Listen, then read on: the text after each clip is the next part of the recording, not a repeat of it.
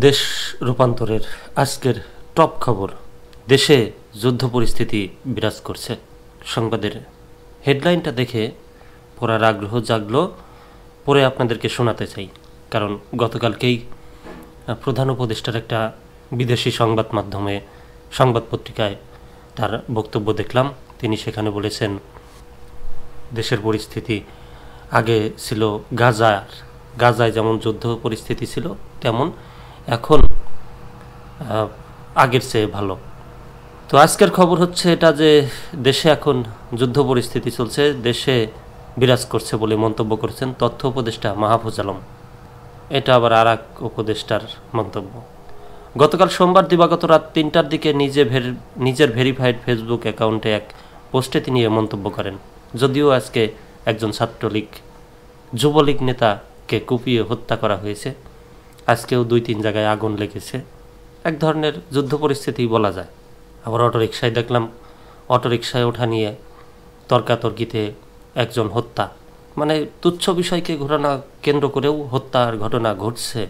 পোস্টে মাহফুজ আলম বলেন, গতকাল মাননীয় প্রধান উপদেষ্টার সভাপতিত্বে একটি পর্যালোচনা সভায় নারী ও শিশুর বিরুদ্ধে নিপীড়ন ও সহিংসতা নিরোধে ব্যবস্থা গ্রহণ, নিষিদ্ধ সংগঠনের কার্যক্রমের বিরুদ্ধে কঠোর অবস্থান গ্রহণ ও সার্বিক আইন শৃঙ্খলা পরিস্থিতির উন্নতি নিয়ে আলোচনা হয়েছিল। তিনি বলেন, আমরা সংবাদ সম্মেলনে বলেছিলাম সরকার কঠোর অবস্থানে যাবে। গতকাল থেকে আজ পর্যন্ত বিভিন্ন জায়গায় অপরাধীদের গ্রেপ্তার চলমান এবং বিচারের কাজ দ্রুত ও সুষ্ঠু করার লক্ষ্যে ও সরকার তৎপর। ছাত্র যুবকদের জন্য লক্ষাধিক চাকরির ব্যবস্থা ও তরুণদের জন্য জাতীয় কর্মসূচি গ্রহণের বিষয় পর্যালোচনা সভায় উত্থাপিত হয়েছে জানিয়ে তথ্য উপদেষ্টা বলেন, শিগগিরই এ বিষয়ে দৃশ্যমান পদক্ষেপ নেওয়া হবে। সরকার জঙ্গিবাদ ও সন্ত্রাসের বিরুদ্ধে জিরো টলারেন্স দেখাবে এবং সেই লক্ষ্যে সমন্বিত তৎপরতা ইতিমধ্যে শুরু হয়েছে।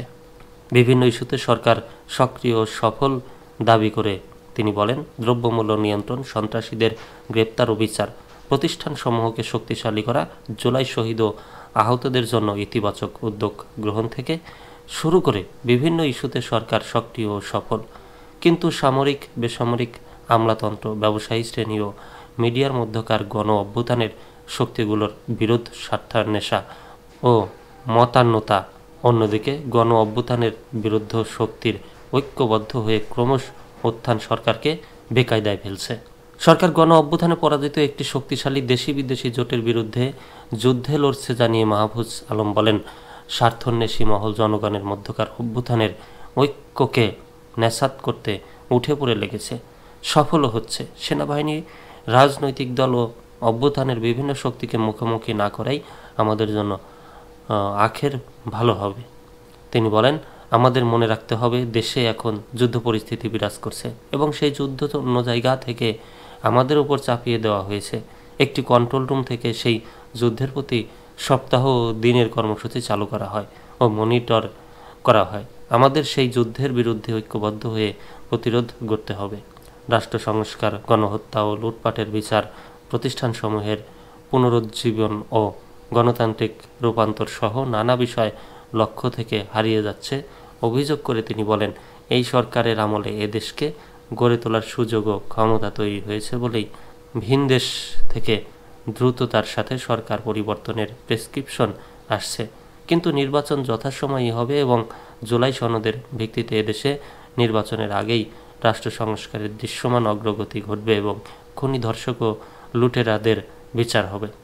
এমডি জামাল উদ্দিন কমেন্ট করেছেন, দরকার আওয়ামী লীগের সরকার, এদেশের সকল প্রাপ্তি অর্জন আওয়ামী লীগের হাত ধরে। রাশেদুল ইসলাম রিপ্লাই দিয়েছেন এই কমেন্টের, গাজা কি ভাতের লগে খাননি? যাই হোক, একদিকে সংবাদ মাধ্যম, গণমাধ্যমে প্রচার করা হচ্ছে শেখ হাসিনাকে ভারতে রাখলেও তাকে কোনো স্বাধীনতা দেওয়া হয় নাই, বাইরে বের হতে পারছেন না, গণমাধ্যমে ফেসবুকে লাইভে আসতে পারছেন না, কথা বলতে পারছেন না। অন্যদিকে আজকে মাহফুজ আলমের বক্তব্যে শুনলাম তিনি বলে যাচ্ছেন সেখান থেকে, একটা জায়গা থেকে বা তাকেই উদ্দেশ্য করা হয়েছে যে মনিটর করা হচ্ছে সন্ত্রাসবাদ, যুদ্ধ পরিস্থিতি। কোনটা আসলে মানুষ নেবে, কোনটা বিশ্বাস করবে?